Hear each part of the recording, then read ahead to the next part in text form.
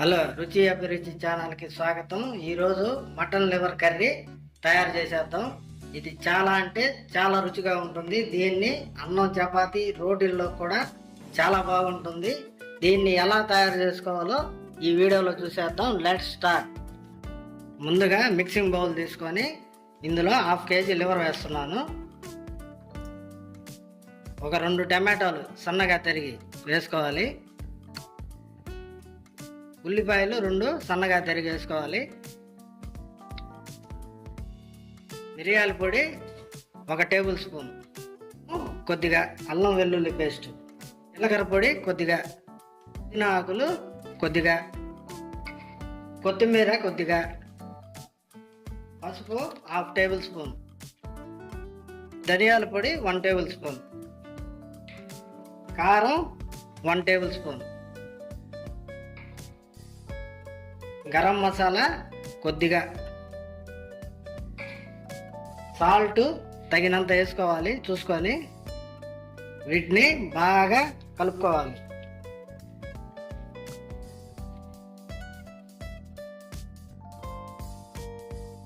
మనం దీన్ని సింపుల్గా తయారు చేసుకోవచ్చు ఈ విధంగా కలుపుకొని.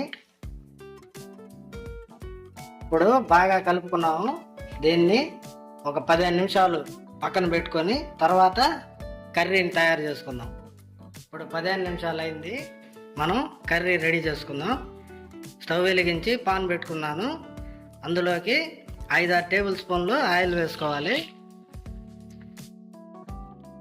ఇప్పుడు ఆయిల్ హీట్ అయింది.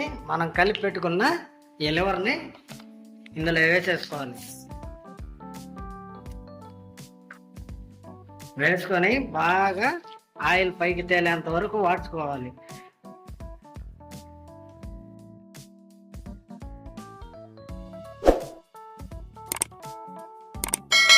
ఇది సింపుల్గా తయారు చేసుకోవచ్చు. ముందుగా అన్ని కలిపి వేసుకొని ఇది చాలా సింపుల్గా తొందరగా తయారైపోతుంది. చాలా రుచిగా కూడా ఉంటుంది ఇది.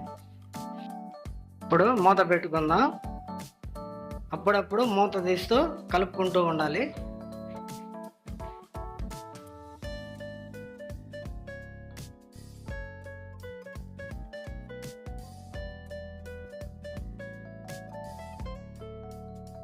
ఇప్పుడు మూత తీసి చూసుకుందాం. ఆయిల్ పైకి తేలుతుంది.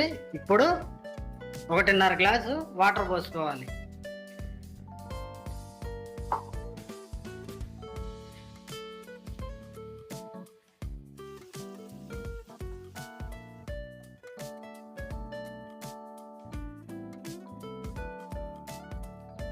ఇప్పుడు బాగా కలుపుకొని మూత పెట్టి కూర చిక్కబడేదాకా ఉంచుకోవాలి. మధ్య మధ్యలో తీసి కలుపుతూ ఉండాలి.